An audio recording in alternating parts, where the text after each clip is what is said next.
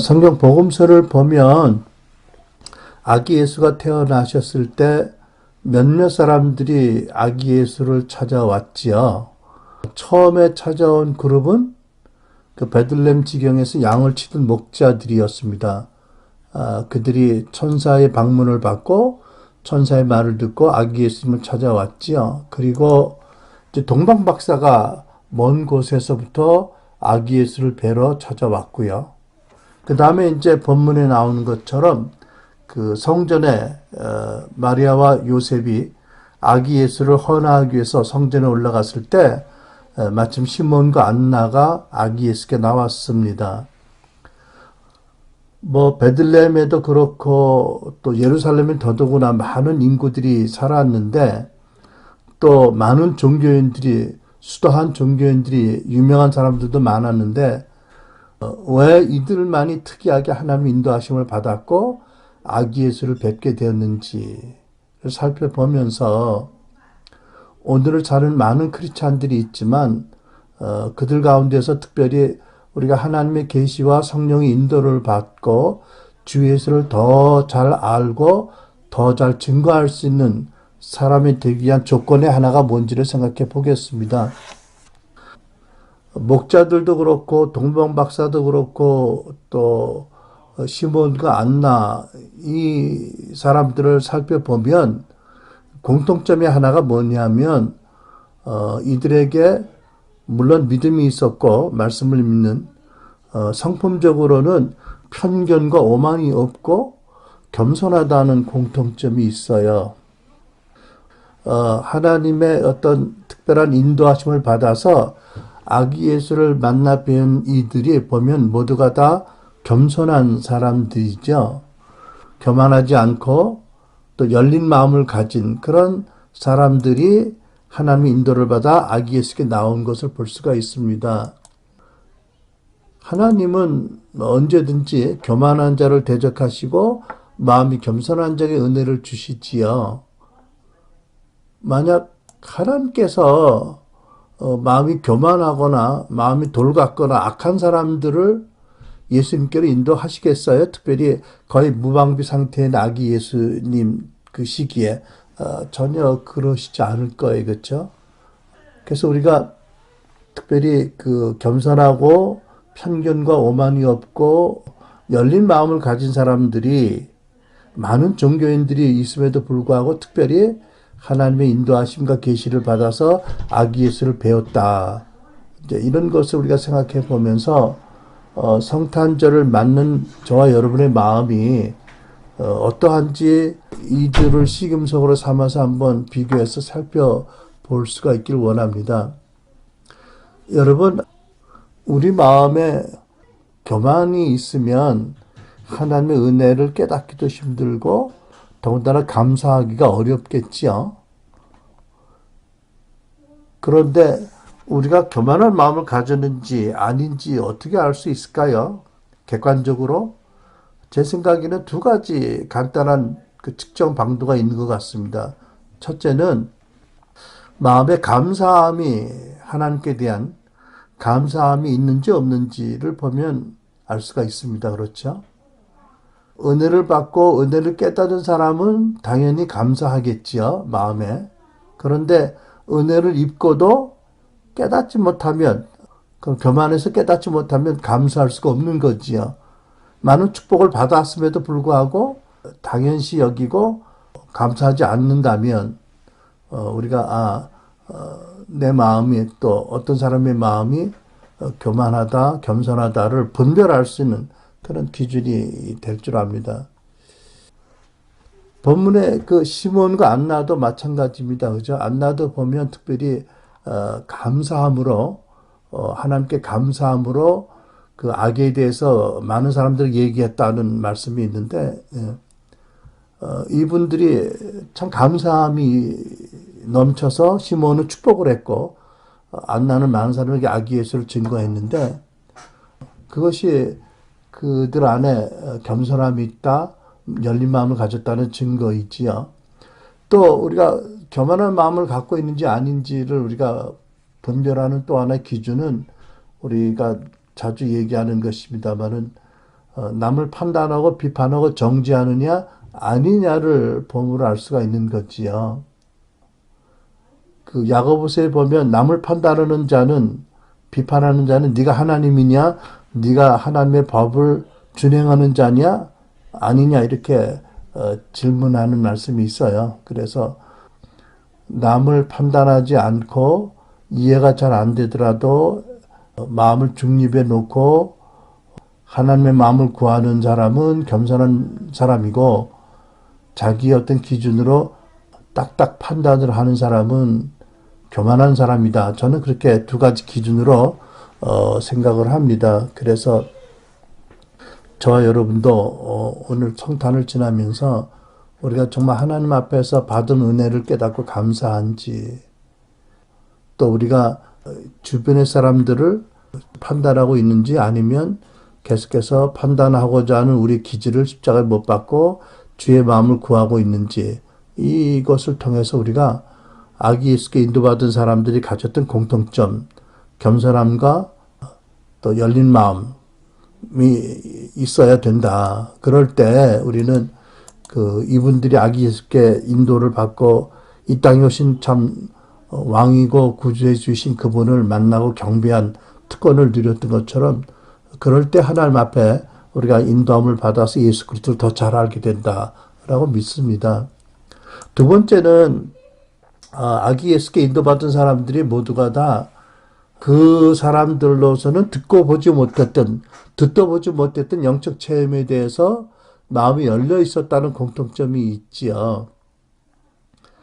여러분, 베들레헴 인근에서 양치던 목자들도 천사들을 만나고 천사의 노래를 듣고 천사의 메시지를 들었는데, 아마 이 목자들이 생전 처음 그런 경험을 했을 거예요. 그죠? 얼마나 놀라운 일이에요. 그런데 그런 체험에 대해서 부정적인 마음이 아니고 열린 마음이 있어서 아기 예수를 찾아가는 그런 놀라운 영광을 체험하게 되는 거지요. 동방 박사들도 아주 먼 곳에서 이제 별의 인도를 따라 아기 예수를 찾아왔는데, 생각해 보면 그분들은 아기 예수 태어나시기 얼마 전에, 3일 전인지 일주일 전인지 모르지만 아무튼 태어나셨다는 소문이 나기 전에 자기들이 살던 곳을 떠나서 여행을 출발한 거 아니에요. 그죠? 그들도 박사라는 의미가, 동방 박사라는 의미가 뭐를 구체적으로 함의하는지 모르지만, 이런 체험이 그렇게 생애에 다 자주 있는 체험이겠어요. 아주 독특한 체험을 하는데 열린 마음으로 그 체험을 따라서 하나님의 인도를 따라왔다는 것이지요. 대조적으로 동방 박사가 나타남으로 예루살렘에 큰 소동이 일어났잖아요. 헤롯 귀에까지 들어갔는데, 근데 그렇게 큰 소동이 일어났음에도 불구하고 예루살렘에서 어느 누구도 구세주가 태어났다는 소식을 듣고 구주를 쫓아가서 뵌 사람이 없었어요. 그죠? 왜냐하면 이 사람들이 하나님의 어떤 계시와 감동에 대해서 마음이 열려있지 않았기 때문이지요. 혹시 구약 성경은 잘 아는 사람들이 많았겠지만 안 열려 있었던 거예요. 또 요셉과 마리아가 이제 아기를 헌하기 위해서 아기 예수를 예루살렘 성전에 올라갔을 때 그 성전에는 사람들이 많이 있었지 않겠어요? 제사 드리러 온 사람들이 많이 있었겠고요. 또 물론 제사장들과 많은 그런 레위인들도 있었지 않겠습니까? 그러나 아기 예수께 다가와서 그 아기 예수를 환영하고 만난 사람들은 단 두 사람인 거예요. 참 놀랍지요? 그런 종교적인 센터에 갔는데 그 왕중의 왕이 그 센터에서 경배하는 그 경배의 대상자가 오셨는데 단 두 사람만 만나게 되었다.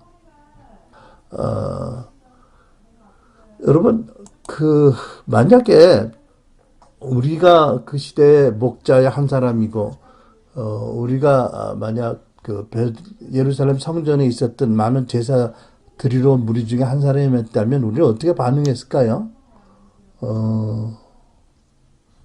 궁금해요. 그죠? 또 예를 들어서 사도행전의 10장에 베드로가 하늘에서 이제 그 큰 광주리가 내려오고 천 네 귀에 묶여 있고 그 안에는 각종 날짐승과 들짐승과 기어다니는 것이 가득했는데 또 소리가 들리기를 일어나서 잡아먹으라 하면 우리가 어떻게 했을까요? 아마 그 뭐지 소름이 끼쳤을 것 같아, 그죠? 저는 전에 그런 기억이 있어요. 초신자 때 이런 영적 체험을 하면 소름이 끼치더라고.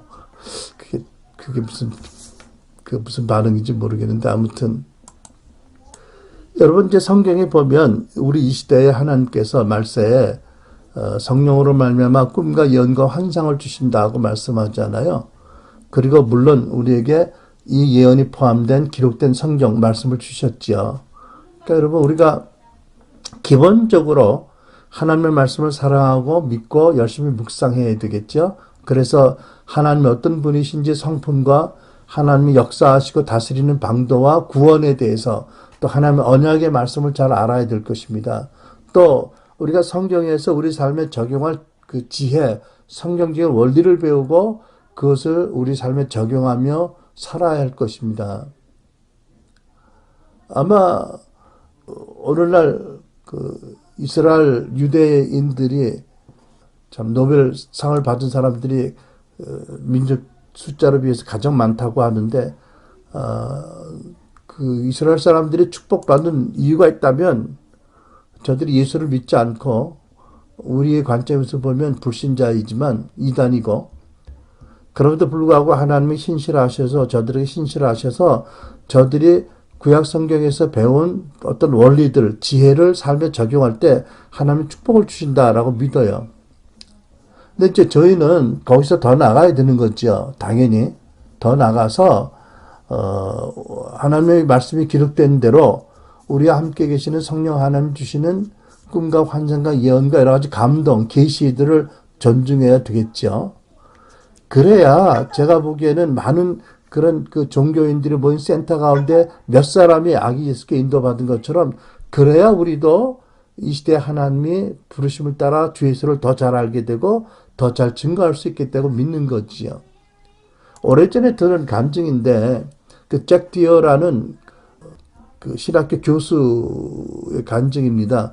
그분이 그 무디 신학교의 구약학 교수였는데 그 당시에 아나임 빈야드 교회를 섬기고 있었어요. 근데 한 번은 그 중등부 담당 사역자가 이 잭 디어 교수를 초청해서 중등부 설교자로 초빙을 했대요. 그래서 이제 중등부 설교를 가는데 어떤 형제가 친구분이 나도 같이 가자고 따라오더래. 근데 그분은 예언의 연세가 있는 분이었대. 근데 여러분 신학교 구약학 교수가 이제 중등부 예배에 가서 설교를 하는데 애들이 하나도 안 듣고 딴척하고 졸고 이랬다는 거예요. 그래가지고 굉장히 힘나게 하는데 같이 왔던 그런 그 형제가 그 잭 디어 교수한테 양해를 구하고 자기가 어떤 저 아이들에게 나눌 말씀이 있다고 그러고 나눴대요. 근데 무슨 얘기냐면 어제 꿈에 내가 이 중등부 2교실에 와 있은 것 같았는데 근데 어제 꿈에 내가 한 학생이 울면서 기도하는 것을 봤다. 그런데 오늘 여기 와서 보니까 그 학생이 여기 있는 것 같더라. 근데 그 여학생이 울면서 기도한 제목은 이렇더라고 얘기를 하는데 애들이 갑자기 정신이 맑아지고 온통 집중을 하면서 아주 빨려 들어갔듯이 반응을 보였다는 거예요. 그걸 보고 잭 디어가 엄청 기뻐하면서도 상심했겠지요. 이 신학적으로 정확한 복음을 전할 때는 애들이 관심이 없다가 어떤 초자연적인 그런 또 자기들의 그 관한 이야기, 자기들이 이야기를 이렇게 이제 사역자를 통해서 들을 때 비상하게 집중하는 걸 보면서 놀라웠다. 그런 얘기를 들은 기억이 있는데 저는요 이런 생각을 해요. 저도 이게 기초 제목인데 여러분 우리는 소위 한국에서 말하는 이제 복음주의 교회에 속한 사람들이 아니잖아요. 복음주의 성도들은 어떻게 하느냐 하면 내가 알기로 말씀을 사랑하고 말씀을 계속 묵상하고 큐티하고 또 말씀을 암기하고 또 전도 열심히 하고 또 성실하게 말씀을 따라 살아요. 그리고 그 말씀에서 삶에 적용할 지혜로운 그런 교훈을, 원리를 뽑아서 적용하거든요. 그러면 나는, 우리 교회 성도들은 그거는 기본이고, 그 위에 그 성령의 꿈과 환상과 예언과 레마의 말씀에 열려 있어서 초자연적인 어떤 그 잭디어와 같이 같은 그 사역자처럼 하나님의 초자연적인 일에 쓰임 받을 수 있도록 구비가 되어야 된다라고 믿는 거예요. 생각해 보면 그런 것이 없이 우리 가정교회를 누구를 인도한다고 하면 아마 올 사람 거의 10중 8구는 안 올 거예요. 그죠? 왜냐하면 그렇게 건강하게 가르치는 교회가 많은데 뭐 굳이 가정교회라는 낯선 곳에 올 이유가 없잖아요. 그죠? 근데 만약에 내가 잭디어 교수가 아니고 잭디어 교수의 성품 플러스 그 사역자의 은사가 있다면 얼마나 효과적이겠어요. 그죠? 잦은 애들이 깨어나가지고 다 집중하는데, 제가 좀 비약인지 모르겠는데 여러분 그렇게 생각 안 하세요? 그래서 우리가 훌륭한 복음주의 성도들의 어떤 덕을 가지고 있는 것은 물론인데 그 위에 성령께서 주시는 은사와 계시와 또는 이런 것들에 열려 있어서 우리가 어디 갈 때 하나님이 그런 열려있는 우리를 통해서 당신의 살아계심을 나타내는 그런 능력이니까 그런 것이 있어야 사람들이 우리가 전하는 메시지에도 귀를 기울일 뿐 아니라 또 우리와 함께 신앙생활을 하고자 하는 열망도 생기지 않을까? 그거 없으면 어려울 것 같아요. 그래서 우리가 제가 말씀드린 의미를 아시겠죠? 예루살렘 성전에 얼마나 많은 고매한 그런 그 제사장과 대제사장과 얼마나 많은 그런 성경학자들이 있었겠고 얼마나 성실한 그 레위인들이 있었겠어요. 근데 그 중에서 아기 예수께 인도받은 사람은 단 2사람, 안나와 그 시몬이잖아요, 그죠? 그러니까 우리가 그런 것을 우리가 보고 우리도 그렇게 열려 있어야 된다. 물론 여러분 그 뭐 초자연적인 꿈과 환상과 이런 초자연적인 체험만을 추구해서는 위험해지지요. 그게 아니고 성경적인 그런 건강한 밸런스를 가진 그 참 복음서 시대를 지나선 사도행전의 성도로서의 어떤 특징, 은사, 열매를 함께 가진 사람들이 되어야 된다. 그래야 우리 가정교회가 전하는 메시지, 또 가정교회 안에서 훈련받은 사람들이 있지 않겠어요, 그죠? 그러니까 여러분, 뭐 제가 이것에 능해서가 아니라 생각해 보면 이 본문을 통해서 이런 특징이 없으면 아까도 얘기했지만 그냥 평범한 크리스찬들이 또는 불신자가 생각하기에 얼마나 훌륭한 건물이 있고 얼마나 유명한 목사님들이 많은데 왜 굳이 우리 응접실에 오겠냐고요. 또 뿐만 아니라 하나님께서 우리에게 말씀도 주시고 또 성령의 임재하심 또 놀라운 은사 또 여러 가지를 기름 부으심과 여러 가지를 주셨으니까 우리는 고린도서의 말씀, 사도 바울의 말씀처럼 신령한 것에 무지한 자가 되어서는 안 되지 않겠습니까? 그죠? 그래서 여러분, 우리가 일반적인 복음주의 교회에서 건강하게 신앙생활을 하는 성도들, 그 삶에서 더 나가서, 안나와 시몬 같이, 하나님께 열려 있어서 초자연적인 역사와 계시에, 그래서 살아계신 하나님을 또 우리가 만난 예수님을 능력 있게 전거하는 그런 성도들이 되기를 축복합니다. 새해에 우리가 이제 성탄절을 지나면서 우리도 이 시대를 사는 안나같이 또 이 시대를 살아가는 그 시몬같이 우리가 정말 예수님께 인도받아서 예수님을 인격적으로 만나면서 그래서 능력 있게 예수를 전하는 그리고 복음을 전하는, 하나님 나라를 전하는 우리 사랑하는 순환교회 성도 여러분과 제가 되기를, 새해에는 더 건강하고 이런 부분에서 더 구비된, 그래서 예수님께 늘 인도받는 성령으로, 그래서 예수님의 충성된 제자들이 되어가는 여러분과 제가 되기를 축복합니다. 기도하겠습니다.